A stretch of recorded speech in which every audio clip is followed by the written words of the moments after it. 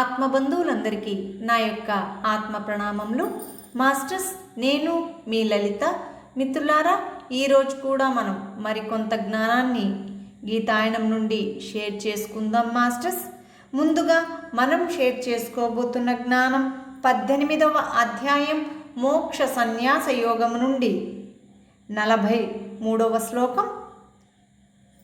శౌర్యం తేజో ధృతిర్దాక్ష్యం యుద్ధే చాప్యపలాయనం దానమీశ్వర భావశ్చ క్షాత్రం కర్మ స్వభావజం. మిత్రులారా, ఈ శ్లోకం యొక్క తాత్పర్యాన్ని ఇప్పుడు మనం తెలుసుకుందాం. శౌర్యం, తేజస్సు, ధైర్యం, దక్షత అంటే జాగరూకత, యుద్ధంలో వెన్ను చూపకపోవడం అంటే వెను తిరగకపోవడం, దానం, నిస్వార్థమైన పరిపాలనా సామర్థ్యం అనేవి క్షత్రియులకు స్వాభావికమైన కర్మలు. మిత్రులారా, ఇప్పుడు 44వ శ్లోకాన్ని మనం షేర్ చేసుకుందాం. కృషి గోరక్ష వాణిజ్యం వైశ్యం కర్మ స్వభావజం పరిచర్యాత్మకం కర్మ శూద్రస్యాపి స్వభావజం. మిత్రులారా, ఈ శ్లోకం యొక్క తాత్పర్యాన్ని ఇప్పుడు మనం తెలుసుకుందాం. వ్యవసాయం, గోరక్షణ, వ్యాపారం వైశ్యులకు స్వాభావిక కర్మలు, సేవావృత్తి శూద్రులకు స్వాభావిక కర్మ. మిత్రులారా, ఇప్పుడు 45వ శ్లోకాన్ని మనం తెలుసుకుందాం. స్వే స్వే కర్మణ్యభిరత సంసిద్ధం లభతే నరః స్వకర్మ నిరత సిద్ధిం యథా విందతి తచ్ఛృణు. మాస్టర్స్, ఇప్పుడు ఈ శ్లోకం యొక్క తాత్పర్యాన్ని మనం తెలుసుకుందాం. తన స్వాభావిక కర్మల పట్ల శ్రద్ధాశక్తులు కలిగి ప్రవర్తించే మానవుడు పరమసిద్ధిని పొందుతాడు. అది ఎలా సాధ్యమో విను. మిత్రులారా, ఇప్పుడు 46వ శ్లోకాన్ని మనం షేర్ చేసుకుందాం. యత ప్రవృత్తిర్భూతానాం యేన సర్వమిదం తతం స్వకర్మణా తమభ్యర్చ్య సిద్ధిం విందతి మానవః. అన్ని ప్రాణుల ఉత్పత్తి ఎవరి చేత జరిగిందో, ఎవడు ఈ ప్రపంచమంతా నిండి ఉన్నాడో ఆ పరమాత్మను తనకు స్వాభావికంగా విధించబడిన కర్మల ద్వారా ఆరాధన చేసేవాడు పరమసిద్ధిని పొందుతాడు అనేది ఈ శ్లోకం యొక్క తాత్పర్యం. మాస్టర్స్, మిత్రులారా, ఇప్పుడు 47వ శ్లోకాన్ని మనం తెలుసుకుందాం. శ్రేయాన్ స్వధర్మో విగుణః పరధర్మాత్ స్వనుష్ఠితాత్ స్వభావనియతం కర్మ కుర్వన్నాప్నోతి కిల్బిషం.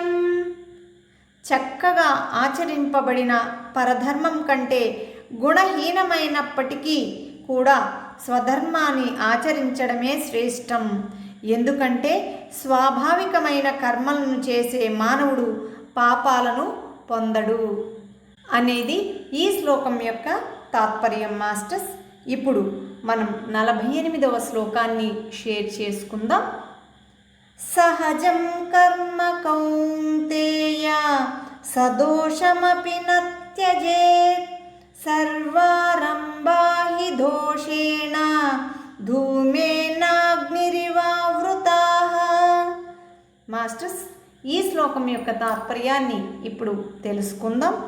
కౌంతేయ, సహజ కర్మలు దోషంతో ఉన్నప్పటికీ విడిచిపెట్టకూడదు. ఎందుకంటే అగ్ని పొగతో ఆవరించబడినట్లుగానే సర్వధర్మాలు ఏదో ఒక దోషంతో ఆవరించబడే ఉంటాయి అనేది ఈ శ్లోకం యొక్క తాత్పర్యం. మాస్టర్స్, మిత్రులారా, ఇప్పుడు మరొక శ్లోకాన్ని మనం తెలుసుకుందాం. 49వ శ్లోకాన్ని మనం షేర్ చేసుకుందాం. మాస్టర్స్, అసక్త బుద్ధి సర్వత్ర జితాత్మా విగత స్పృహః నైష్కర్మ్య సిద్ధిం పరమాం సన్యాసేనాధిగచ్చతి. మిత్రులారా, ఈ శ్లోకం యొక్క తాత్పర్యాన్ని ఇప్పుడు తెలుసుకుందాం. ప్రాపంచిక విషయాల పట్ల ఆసక్తి లేనివాడు, ఏమాత్రము కోరికలు లేని విగత స్పృహుడు అంటే స్పృహారహితుడు, అంతఃకరణను జయించిన విజితాత్ముడు అయినవాడు సాంఖ్యయోగం అంటే జ్ఞాన మార్గం ద్వారా నైష్కర్మ్య సిద్ధిని పొందుతాడు. అంటే ఆత్మజ్ఞానం కలిగితే అజ్ఞానం నశిస్తుంది. అందువల్ల అజ్ఞానజనితమైన కోరికలు, వాటి వ్యక్త రూపాలైన కర్మలు లేని నైష్కర్మ్య స్థితిని పొందుతాడు అనేది ఈ శ్లోకం యొక్క తాత్పర్యం మాస్టర్స్. మిత్రులారా, మరి మనం కూడా మనలో ఉన్న అజ్ఞాన అంధకారాన్ని అంతటినీ కూడా పారద్రోలుకోవాలి అంటే చక్కటి జ్ఞానాన్ని మనం పొందాలి మాస్టర్స్. ఆ యొక్క ఆత్మ జ్ఞానాన్ని మనం పొందాలి, ఆ మార్గంలో మనం ప్రయాణం చేయాలి అంటే ధ్యానం తప్పనిసరి మాస్టర్స్. మరి ధ్యానం అంటే మనందరికీ తెలుసు, శ్వాస మీద ధ్యాస.